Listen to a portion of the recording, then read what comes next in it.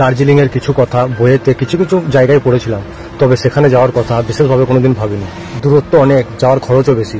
তবে একদিন সুযোগ এলো, রয়্যাল এনফিল্ড বাইকের একটা প্রোগ্রাম ছিল যেটা জলপাইগুড়িতে ছিল। সেখান থেকে দার্জিলিং খুব একটা বেশি দূর না, তাই সব রকম বাধা বিপত্তি অতিক্রম করে কোনো কিছু না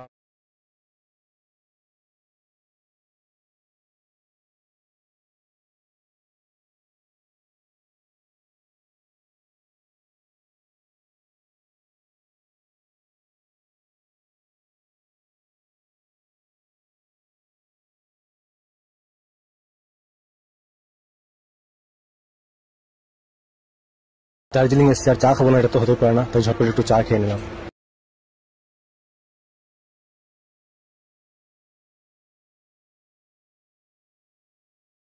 আর দার্জিলিং এর ফুল ব্লগ দেখতে চাইলে ইউটিউবে পেয়ে যাবে, সেখান থেকে দেখে নিও। আশা করি ভালো লাগবে। Thank you.